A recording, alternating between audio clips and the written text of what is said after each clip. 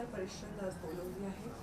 याचं कारण तुम्ही सर्वच मला वेगवेगळ्या ठिकाणावरून फोन करताय। शेकडो फोन मला गेल्या 2 दिवसात आले आणि प्रत्येकाला वेगळं उत्तर देण्यापेक्षा मी सर्वांना एकत्र बोलवण्याचं पसंत करते। मला या पत्रकार परिषदेविषयी आज आपल्याशी बोलताना थोडीशी पार्श्वभूमी सांगावीशी वाटते। 2019 मध्ये मी भारतीय जनता पार्टीची उमेदवार होते आणि त्यावेळी निवडणुकीत माझा पराभव झाला।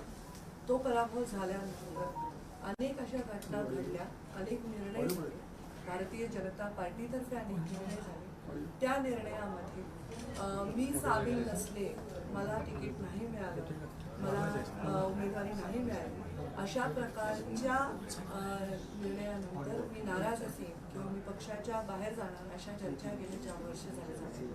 अनेक कार्यक्रमांमध्ये, खास करून जिथे मी माझ्या समाजाला, माझ्या फॉलोअर्सला संबोधते, त्या दसरा मेळावा 3 जून आणि 12 डिसेंबर अशा अनेक कार्यक्रमांमध्ये मी अत्यंत स्पष्टपणे माझी भूमिका मांडलेली आहे।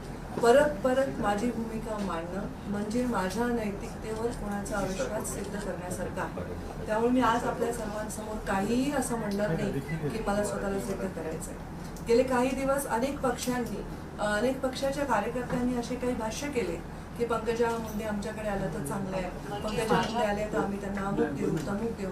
या गोष्टीला सुद्धा फार मी लाईट नोटवर घेतलं, कारण त्यांनी काही माझा अवमान केलेला नव्हता। या संदर्भामध्ये फारसं मी भाष्यही केलं नाही।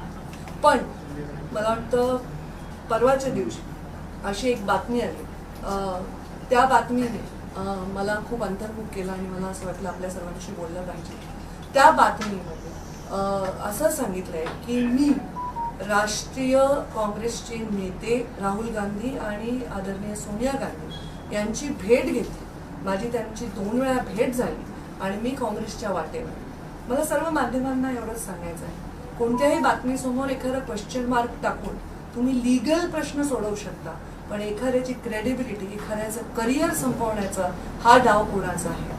त्यांनी असंही सांगितले की एका सांगलीच्या नेत्याच्या माध्यमातून मी सोनिया गांधी आणि राहुल गांधीला भेटले, मी काँग्रेसच्या वाटेवर। पण जेव्हा माध्यमांना सुद्धा जबाबदारी आहे, माध्यमांना सुद्धा कुठली बातमी देत असताना त्यांचे स्रोत काय आहे हे सांगण्याची आवश्यकता आहे। त्यामुळे या चॅनलवर मी मानहानीचा दावा ठोकणार आहे आणि त्यांनी जे कथन केलेलं आहे त्या कथनाचे पुरावे त्यांना कोर्टामध्ये सादर करावे लागतील। त्यांनी सांगितलं असा कोणता जो नेता आहे ज्यांच्या माध्यमातून मी भेटले, त्यांनी भाष्य केले, याचे सगळे डिटेल्स त्यांना द्यावे लागतील। माझं करिअर हे कवडी मोलाचं नाही। 20 वर्ष राजकारणामध्ये मी काम करते। माझ्या स्पष्ट वक्तेपणामुळे, प्रामाणिकपणामुळे आणि माझ्या पर्सनॅलिटी जी डायरेक्ट लोकांशी संवाद साधते त्याच्यामुळे माझं नेतृत्व आहे। माझ्या संस्कार झालेले आहेत माझ्या वडिलांचे, गोपीनाथ मुंडे यांचे। त्यामुळे पाठीत खंजीर खुपसण्याचं रक्त माझ्या अंगात दौडतच नाही आणि खुपसलेला खंजीर कसा योग्य आहे हे सांगण्याचं माझ्याकडे कुठलेही शब्द नाही। त्यामुळे हे माझा स्वभाव नाही। मी माझ्या 3 जूनच्या कार्यक्रमामध्ये अत्यंत स्पष्टपणे सांगितलेलं आहे की या चर्चा का होतात, कारण प्रत्येक वेळी पंकजा मुंडेंचं नाव येतं आणि पंकजा मुंडे मात्र त्या ठिकाणी येत नाही, त्या पदावर दिसत नाही। त्यामुळे या चर्चा होतात। तर हा दोष माझा तर नाही, याच्यावर उत्तर द्यायला पाहिजे ते पक्षाने द्यायला पाहिजे की पंकजा मुंडे आता पात्र असतील नसतील हे उत्तर मी किती वेळ देणार, मी हे देऊ शकत नाही। जेव्हा जसं भागवतकरांना राज्यसभा मिळाली, रमेश अप्पा कराडांना विधान परिषद मिळाली, त्याच्याही नंतर अनेक विधान परिषद झाल्या, जेव्हा माझं नाव चाललं तेव्हा माझं नाव नाही आलं याबद्दल मी कुठेही टिप्पणी केली नाही, कुठलंही ट्विट केलं नाही, सार्वजनिकरित्या त्याच्याबद्दल कुठलीही नाराजी व्यक्त केली नाही। पण त्यानंतर किंवा त्याआधी होणाऱ्या माझ्या भाषणाचे तुकडे काढून त्याचे अर्थ लावले जातात आणि हे अर्थ समर्पकही बसतात काही ठिकाणी। याचं कारण आहे पंकजा मुंडे का नाही आणि याचं उत्तर पंकजा मुंडेकडे असण्याचं कारण नाही। भागवतकरांच्या यात्रेला मी भगवा झेंडा दाखवून त्यांची यात्रा सुरू करून दिली, माझ्या घरी त्यांचा सत्कार केला। काही तरुणांनी घोषणा दिल्या तर त्यांना हक्काने मी त्यांना 2 चापट्याही मारल्या। मी मला शेवटच्या ज्या विधान परिषदा झाल्या त्यामुळे 2ही वेळा मला फॉर्म भरून ठेवायला सांगितले। सकाळी 9 वाजता मला फॉर्म भरायला येण्याचंही सांगितलं गेलं पक्षाकडनं आणि त्याच्या 10 मिनिटं आधी मला फोन येऊन सांगितलं की तुम्ही हे फॉर्म भरायचं आहे, जैसी आपकी आज्ञा असं समजून मी पक्षाचा प्रत्येक आदेश हा शिरसावंत मानला। मग मी पक्षाच्या विरोधात काय केलंय म्हणून माझ्या नैतिकतेवर असा प्रश्न निर्माण होतो। या चॅनलला माहिती कोणी दिली, ही माहिती का दिली, या माहितीचं असे मुहूर्त का गाठले जातात की अशा वेळी माझ्या नैतिकतेवर प्रश्न निर्माण होतो. राजकारण मी करेन किंवा नाही करेन, कधी करेन, कुणाशी करेन हा वेगळा विषय आहे, पण मी राजकारण करत असताना नेहमी स्पष्ट भूमिका घेतली. मी मीडियालाही त्या दिवशी सांगितलं, मला जे बोलायचं ते मी ठणकावून सांगेन आणि मला जर काही करायचंय तर ते डंके के चोट पर करेन. मी असं कुठे गुपितपणे अंधारात जाऊन करणार नाही. माझ्या तुमच्या सर्वांच्या माध्यमातून मला ऐकणारे हजारो लाखो लोक आहेत. आज त्यांना प्रश्न पडले, त्यातले कितीतरी लोक मला प्रश्न करतात, ताई तुम्ही काय करताय. अनेक प्रश्न तर असे म्हणतात की ताई तुम्ही हे करा, हे योग्य ते नाही. या सगळ्या लोकांच्या प्रश्नामध्ये, या सगळ्या लोकांच्या कन्फ्युजनमध्ये माझ्यासारख्याला प्रश्न पडतो की राजकारणात येण्याचं माझं मूल काय. मी एक युवा म्हणून राजकारणात आले. भारतीय जनता पार्टी माझ्या रक्तामध्ये दौडत होती, त्याचे विचार माझ्या रक्तात दौडत होते. याचं कारण पंडित दीनदयाळजी उपाध्याय यांचे विचार, अटल बिहारी वाजपेयी यांचा आदर्श, गोपीनाथ मुंडे यांनी घालून दिलेले संस्कार.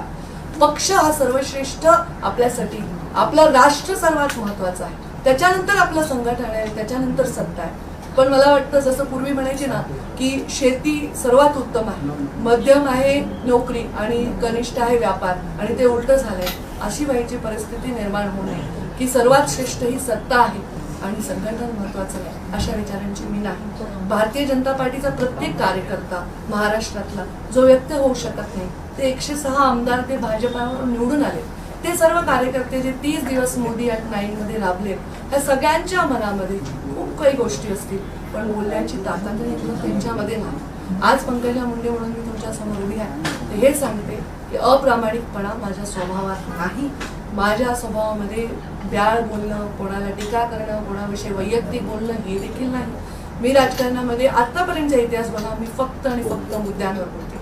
प्रधानमंत्री नरेंद्र मोदी जेव्हा देशाचे प्रधानमंत्री झाले, त्यांनी देशाच्या संसदेच्या पायरीवर डोकं ठेवलं, तेव्हा या देशाच्या नाही जगातल्या अनेक लोकांना हा विश्वास निर्माण झाला होता की एक सुंदर चारित्र्य संपन्न नेता या देशाला नव्हे जगाला लाभलेला आहे, आणि त्या नेत्यांनी तशीच नेते घडवावी, तशाच नेत्यांच्या पाठीशी उभं राहावं अशी अपेक्षा अनेक तरुणांच्या निर्माण झाली. अनेक लोक ब्युरोक्रेसी सोडून राजकारणात आले, अनेक लोक उद्योग जगतातले राजकारणात आले.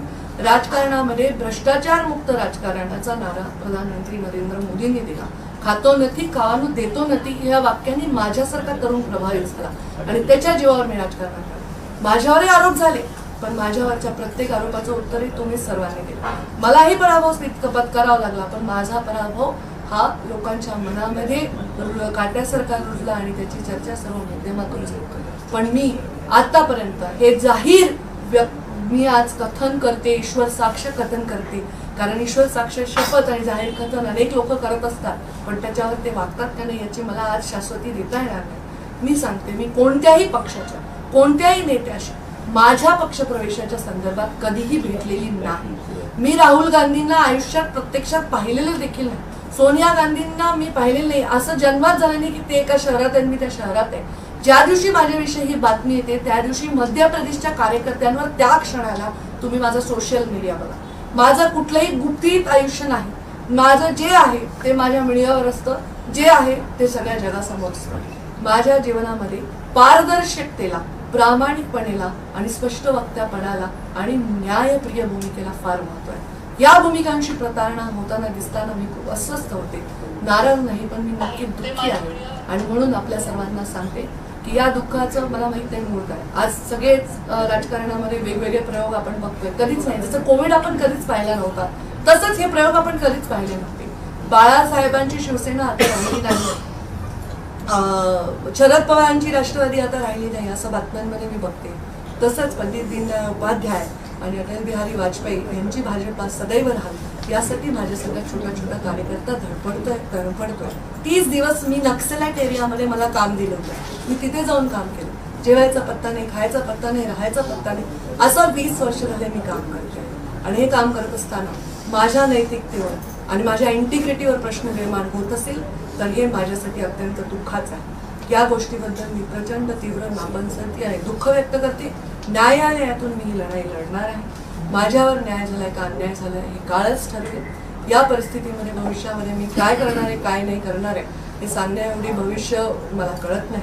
पण एवढंच सांगते, माझी भूमिका नेहमी थेट आणि डायरेक्ट असणार. आज मात्र या क्षणात मी स्पष्टपणे सांगते, कोणत्याही पक्षातल्या कोणत्याही नेत्याशी माझा कुठलाही संवाद माझ्या पक्षप्रवेशाच्या संदर्भात आहे. हेही तेवढंच सांगते की अनेक पक्षांनी माझ्याशी सन्मानजनक स्टेटमेंट करून सांगितले की मी त्यांच्या पक्षात यावे. माझ्या पक्षाला माझा सन्मान वाटत असेल अशी माझी अपेक्षा आहे. ते त्याच्याबद्दल काय विचार करत असतील हे त्यांचा संपूर्णतः निर्णय आहे. पण माझा प्रवास हा आतापर्यंत पूर्णपणे स्पष्ट आणि पारदर्शक आहे. लपून छपून काम करणं हे माझं नाही. आणि आता या जगाला लपून छपून काम करण्याचा कंटाळा आला. सर्व गोष्टी, कोणाची सत्ता आहे, कोणाला कोणतं मंत्रीपद आहे, हे आम्हाला हवे, ते आम्हाला हवे, हे उलटून टाकलं, तो पक्ष संपला, हा पक्ष संपला, याच्यावर सीमित आहे. लोकांचं काय? असा उद्योग, असा तरुण आहे जो वकील आहे, जो डॉक्टर आहे, जो स्टार्टअप नवीन काढू इच्छितो, असा मुलगा आहे जो शिकू इच्छितो, यांचं काय? संस्थाचालकांविषयी कोण बोलणार आहे? या युवकांविषयी कोण बोलणार आहे? महिलांच्या अत्याचाराविषयी काय बोलणार आहे? आपल्या चर्चा चालल्या कुठे आहे? एका मुलांनी ड्रग घेतलेला पकडला ह्याच्यावर चर्चा होते कारण तो एका मोठ्या सुपरस्टारचा मुलगा असतो. पण या देशामध्ये एवढा इझिली ड्रग मिळतं हे फेल्युअर कोणाचं आहे? एखाद्या मुलीवर जेव्हा अत्याचार होतो, तिला कोणत्या जातीच्या माणसाने अत्याचार केला ह्याच्यावर चर्चा होते, पण त्या मुलीवर अत्याचार होतो हे फेल्युअर नाही का? एखादी माहिती एखाद्या घटनेविषयी एखाद्या समाजातल्या जबाबदार व्यक्तीकडे आहे आणि तो म्हणतो मी अजून देतो, थोड्या थोड्या टप्प्याने देतो, हा जनतेच्या वरचा अधिकार भंग नाही का? एखाद्या पदावर विराजमान माणसाकडे जर एखादी माहिती असेल तर ती माहिती लपवून ठेवून त्याचा राजकीय उपयोग करण्यापेक्षा त्या माहितीचा न्यायाने उपयोग केला पाहिजे आणि शिक्षा दिली पाहिजे, अशी भूमिका माझी. या सगळ्या भूमिकेला प्रतारणा करणाऱ्या भूमिका माझ्या आजूबाजूला असल्यामुळे मी प्रचंड कन्फ्यूज आहे. मी 20 वर्षामध्ये सुट्टी घेतलेली नाही. मला 1-2 महिन्याच्या सुट्टीची आवश्यकता आहे. मला अंतर्मुख होण्याची आवश्यकता आहे. मला विचार करण्याची आवश्यकता आहे. मी आमदार झाल्यावर माझा पहिला इंटरव्ह्यू सुधीर गाडगे यांनी घेतला होता. तेव्हा मी असं म्हणाली होती की राजकारणामध्ये ज्या आयडिओलॉजीजला समोर ठेवून मी राजकारणात आले, त्या आयडिओलॉजीजची जेव्हा जेव्हा मला कुठेतरी प्रतारणा करावी लागेल आणि मला चुकीचे ऍडजस्टमेंट करावं लागतील, तेव्हा मी राजकारणातला एक्झिट घ्यायला सुद्धा मागे पुढे पाहणार नाही. आत्ताच्या परिस्थितीमध्ये मला एक ब्रेकची आवश्यकता आहे आणि तो ब्रेक मी घेणार आहे. एवढंच या निमित्ताने आपल्या सर्वांना सांगते. 1-2 महिने मी लिटरली सुट्टी घेणार आहे आणि मग मी अंतर्मुख होऊन विचार करणार आहे आणि त्या सगळ्या जीवनातल्या संस्कारांवर विचार करणार आहे आणि त्याच वाटेवर मी आहे का हे मला तपासून बघायची गरज आहे.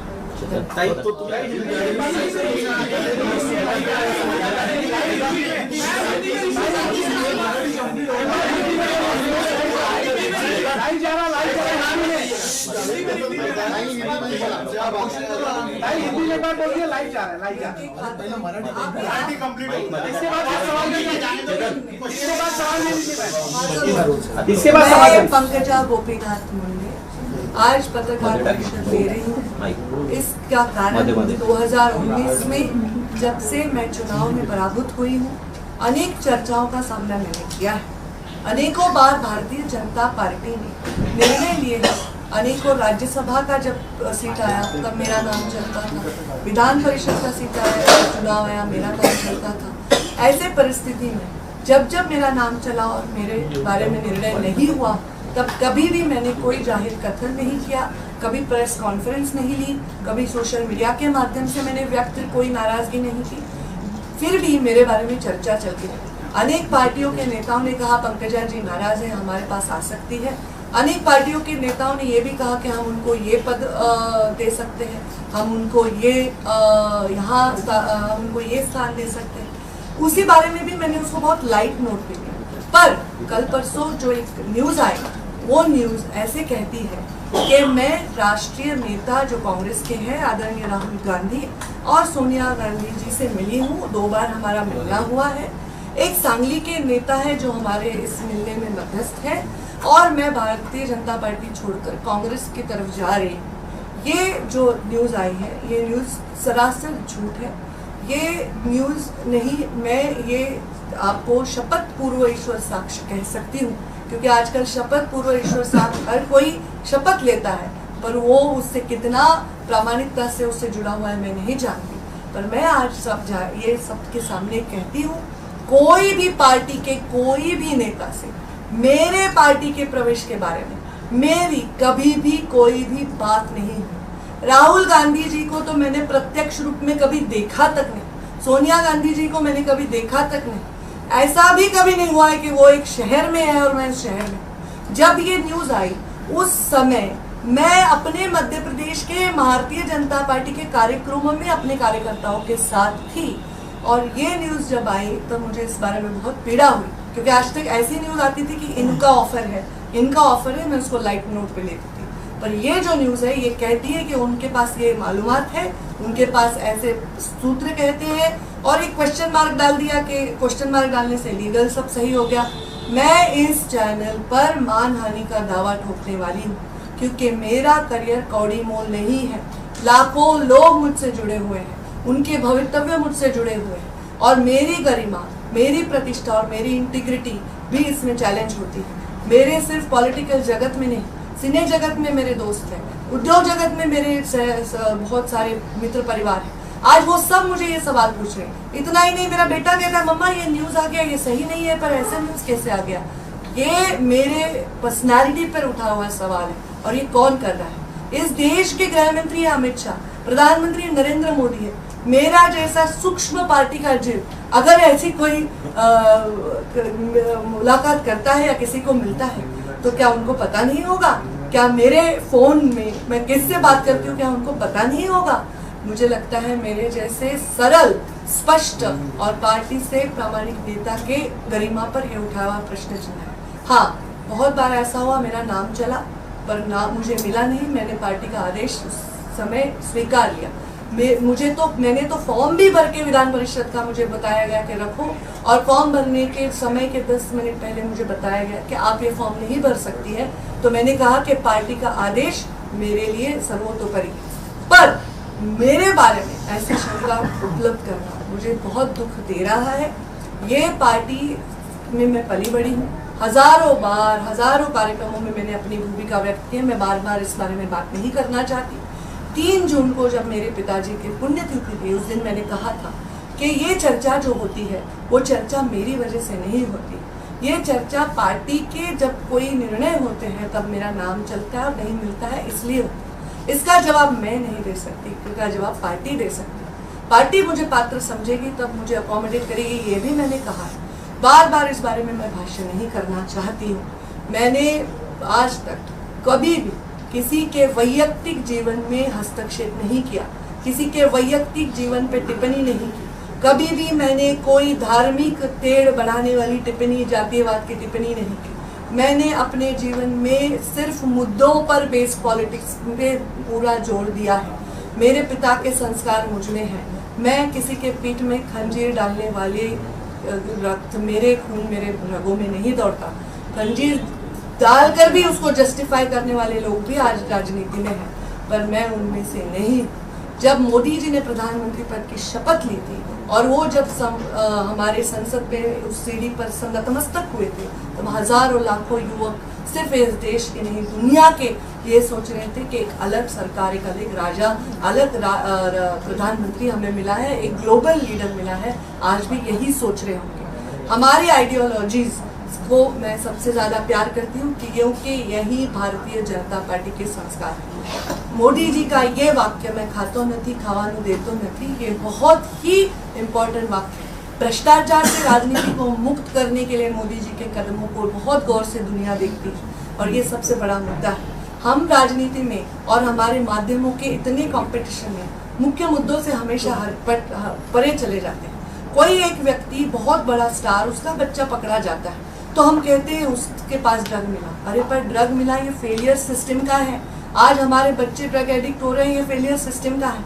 कभी कोई अत्याचार महिला पे होता है तो उस महिला की जाति, अत्याचार करने वाले की जाति पर चर्चा होती है, पर अत्याचार होना ये फेलियर भी सिस्टम का है। कोई इंफॉर्मेशन कोई बड़ा व्यक्ति अपने पास रखता है और बोलता है मैं किश्तों में दूंगा, तो ये भी जनता के अधिकारों के ऊपर एक उसका खंडन करने जैसी बात हुई।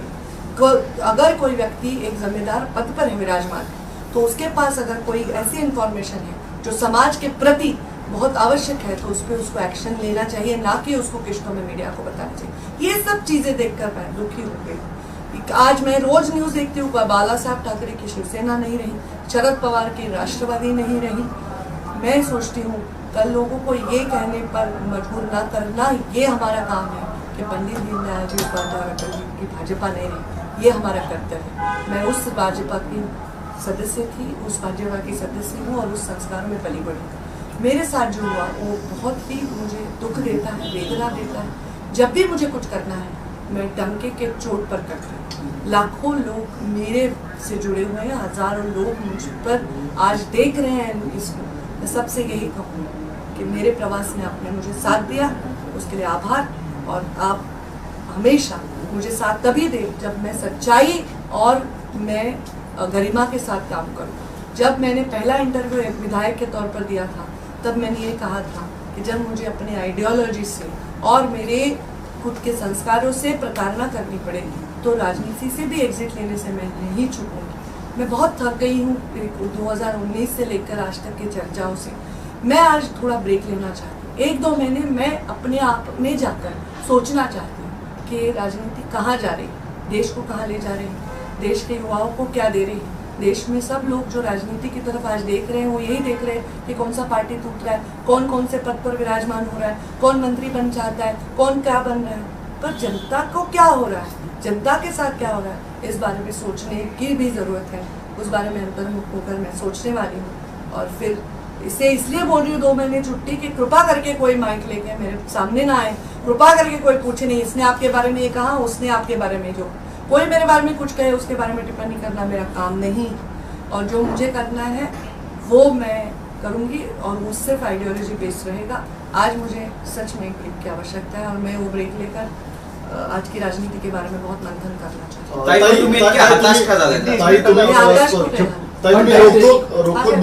तुम्ही रोखोक भूमिका मांडलेली आहे, मी कोणत्याही पक्षामध्ये जाणार नाही। मात्र ही भूमिका मांडताना तुम्ही असं देखील म्हटलेलं आहे की मी खंजीर खुपसणाऱ्यापैकी नाहीये, माझ्या ते रक्तामध्ये नाहीये। सध्याच्या राजकीय स्थितीमध्ये हा पाठीत खंजीर कोणी खुपसला नेमका काय सांगाल तुम्ही?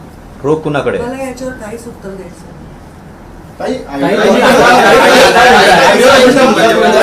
कारण माझ्या पत्रकार परिषदेमध्ये मी त्या चॅनलवर मानहानीचा दावा करणार आहे, हे महत्वाचा मुद्दा आहे। मी कोणत्याही पक्षाच्या कोणत्याही नेत्याशी माझ्या प्रवेशाबद्दल कधी चर्चा केली नाही, हे महत्वाचा मुद्दा आहे। त्यामुळे उगीच काहीतरी प्रश्न विचारून तुम्ही पण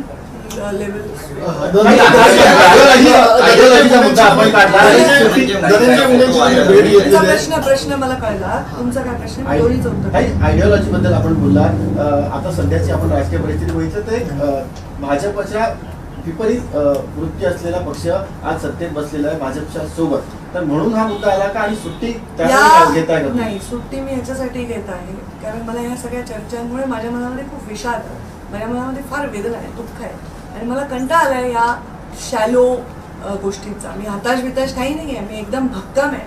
माझा कार्यकर्ता प्रतीक्षा करतो माझ्या प्रत्येक भाषणाची, माझ्या निर्णयाची। मी अजिबात हताश नाही। मी तुमच्यापासून ब्रेक घेते, माझ्या समाजसेवेपासून ब्रेक घेत नाही, माझ्या लोकांपासून गैरसमज करू नका, असल्या बातम्या लावू नका। मी ब्रेक ह्याच्यासाठी घेतली की मी या सगळ्या गोष्टींवर टिप्पणी करण्यापासून मला परावृत्त व्हायचं आणि म्हणून आता या जे तुम्ही मला प्रश्न विचारला याचं उत्तर मी देऊ शकत नाही।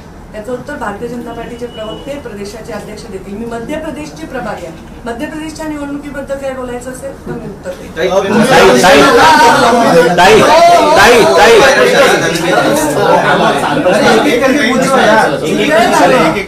अरे एक विचारा ना रे, एक विचारा की एक मिनिट बोला ते। धनंजय मुंडे मला भेटायला आले होते, त्यांनी शपथ घेतल्यानंतर मला फोन केला, मी त्यांचं अभिनंदनही केलं। ते मला भेटायला आले, त्याला कदाचित 3-4 दिवस 4-5 दिवस झाले आहेत। त्या दिवशी ते मला आले, तुम्ही जर ते फोटो पाहिले तर तुम्ही बघाल माझा बुचोडा बांधलेला होता, मी माझ्या घरामध्ये छान लोळत बातम्या बघत होते। त्यांनी मला सांगितलं माझ्या घराच्या जवळ आहे आणि मी भेटायला येतोय। त्यावेळी मी माझ्या मंदिरातला दिवा पेटवला आणि त्यांना जे आपल्या संस्कृतीत असतं औक्षण केलं, ते मला भेटायला आले होते। ते 4 दिवसापूर्वी आले होते, त्यांनी आज का ट्विट केलं हे मला माहित नाही, याचं उत्तर ते देतील, पण ते आले होते आणि मी त्यांना शुभेच्छाही दिल्या।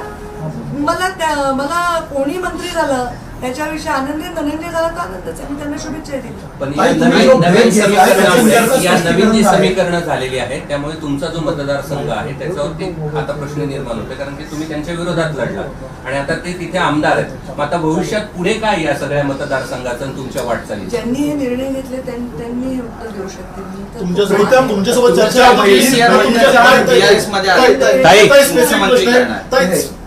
स्पेसिफिक प्रश्न तुमच्यासोबत काही चर्चा झाली होती का? मला विश्वासात घेण्यात आलं हे होतं. पहा, आता मी हे सांगते, ह्याचं उत्तर मी देऊ शकत नाही. पक्षामध्ये एक हायरार्की आहे, पक्षामध्ये एक व्यवस्थित मांडणी आहे, ते लोक त्याचं उत्तर देऊ शकतील. मी त्याचं उत्तर देऊ शकणार नाही. मी तुमचे उत्तर देते फक्त. ताई, पुढचा प्रश्न ब्रेक घेताय असं स्पष्ट केलेलं आहे. विषय ताई ब्रेक घेते असं सांगितलंय, पण नेमकं आता तुम्ही सांगता की ब्रेक समाजसेवा म्हणजे मी चालू सुट्टी राहील, घेणार राजकीय काम चालू आहे. राहील. हो, ऑफकोर्स सामाजिक काम माझं चालू आहे, ज्या भूमिकेत माझं चालू आहे. आता मी हे सांगते की मी एक छान निवांत सुट्टी घेणार आहे. माझ्या मुलाला घेऊन मी कुठेतरी सुट्टीवर जाणार आहे. सोशल मीडियामध्ये मी आहेच आहे. काय तुम्हाला काय अपेक्षा आहे की जाऊ उद्या का जगा? मी एक ब्रेक ह्याच्यासाठी घेते की मला या सगळ्या राजकारणात ब्रेक हवाय. तुम्ही माझा विचार करा ना. शपथविधी कोणाचा होतो?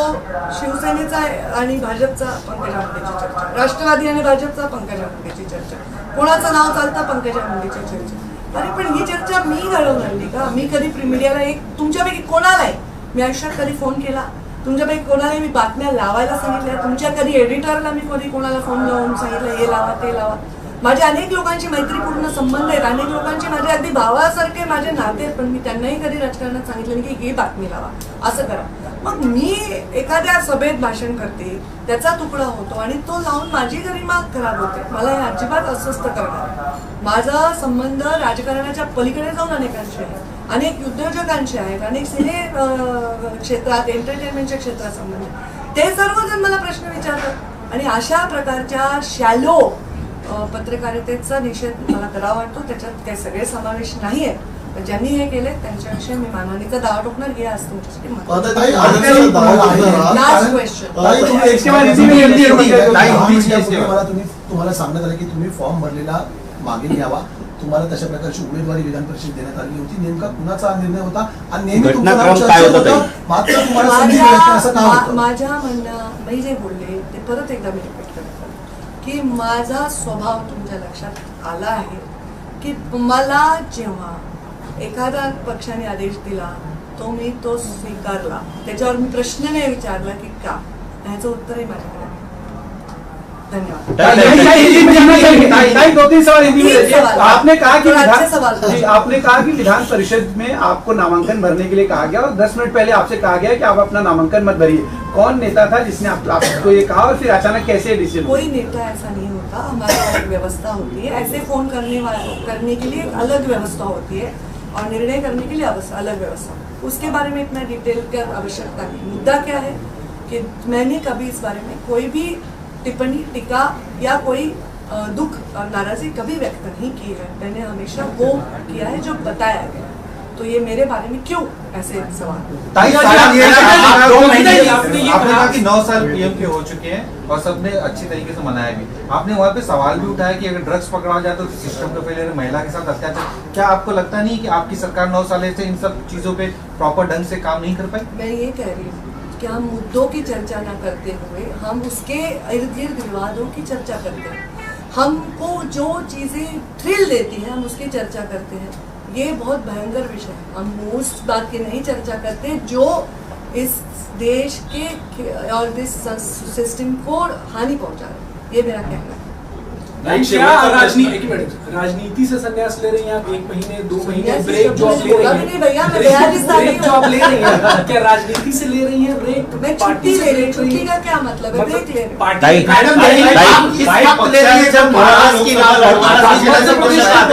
चुनाव आने वाले हैं वहाँ पे. महाराष्ट्र की राजनीति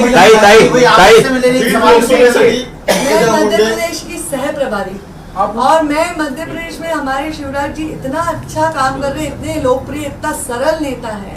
तो वो इतने बड़े मेरा योगदान जो है मैंने अभी तक किया है जिंदगी में कर दी होंगी. मैं बोलूँ मैं अभी ऐसे भी अभी बारिश का सीजन है, कुछ नहीं काम चल रहा है, मैं छुट्टी लेना चाहती हूँ. ताई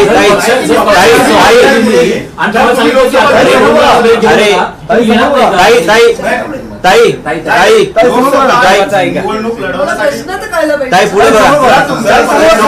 लोकसभा निवडणूक लढवण्यासाठी पहिले सामने देखिएगा. पक्षाने जिम्मेदारी दिली लोकसभा निवडणूक लढवण्याची, तर तुम्ही लढवणार का? थँक्यू. सामने देख के मी बोला. ब्रेकचा आकडा सांगितलाय ना, किती सांगितलं? 2 महिने. मग परत तेच ताई. विचारताल म्हणूनच सांगते. परत असं तुम्ही किमान 12वी पर्यंत शिकलेले असाल अशी माझी अपेक्षा आहे. बरोबर आहे, बरोबर आहे. मी वेळ काय दिला ब्रेकचा सगळे सांगा एकदा. 2 महिने. ताई ताई ताई ताई ताई सवाल है कि आपने कहा कि लोकसभा से तोड़फोड़ की राजनीति अरे आम्हाला विचार करावे. ऐसे में आपको आप क्या अपनी ही पार्टी की तरफ इशारा कर रही है, क्योंकि अभी तक जो तोड़फोड़ हुई है वो आप ही की पार्टी की तरफ से कहीं ना कहीं होते दिखी, एनसीपी की हो या फिर इसके पहले उद्धव ठाकरे की पार्टी को तोड़ा गया, इस पर आपका निशाना क्या पार्टी के आप ही के नेताओं की तरफ है? मुझे नहीं, आपके सवाल ही आपने कहा कि जिस तरह की अरे थांबा ना. तुम्हाला आता कोणत्याही 2 महिन्यापर्यंत नंतरच्या विषयावर टिप्पणी करायची नाही. ताई ताई ताई ऐका ना. 2 ताई एक प्रश्न आहे. ताई ताई ताई दादानी उपमुख्यमंत्री पदाची शपथ घेतली, तुम्ही म्हणताय अनेक. मी अजित पवारांचं अभिनंदन करते. उपमुख्यमंत्री पदाची परत त्यांची शपथ घेतली. धनंजय मुंडे जी आज भाजपमध्ये आल्या. धनंजय मुंडे जी आज आल्या. धनंजय मुंडे जी स्वतः पीएम मोदी म्हणाले अगदी काही दिवसांपूर्वी राष्ट्रवादी काँग्रेस पक्षा भ्रष्टाचारी धनंजय मुंडे ने 70,000 कोटींचा भ्रष्टाचार त्यांनी केलेला होता. आजपर्यंत भाजपचेच नेते राष्ट्रवादीवरती नावं घेऊन टीका करत होते आणि आज ते दोघे सत्तेत बसलेले आहेत. म्हणजे हा अचानक असा बदल कसा झाला? काही दिवसात. राष्ट्रवादीवरती त्यावेळी एकंदरीत महायुती जमवण्याचं कामही मुंडे तुम्ही साहेब त्यांची नावं घेतले, त्यांनी तरी उत्तर दिलं पाहिजे. ज्यांनी निर्णय घेतलाय त्यांनी तरी उत्तर दिलं पाहिजे. मी प्रवक्ताही नाही, माझं महाराष्ट्राच्या कुठेही विषयावर मी काही उत्तर देऊ शकत नाही. मी सचिव आहे राष्ट्रीय आणि मला मध्य प्रदेशचा सहप्रभाग आहे. महाराष्ट्राचे सगळे नेते जेव्हा तुम्ही प्रश्न विचारता हे सांगतात ताई आमचे राष्ट्रीय नेते त्या मध्य प्रदेशच्या सहप्रभारी आहेत. तर मध्य प्रदेशची सहप्रभारी म्हणून काही प्रश्नाचे उत्तर मी देऊ शकेन. महाराष्ट्राच्या कुठल्याही विषयावर मी काही उत्तर देऊ शकत नाही. थँक्यू.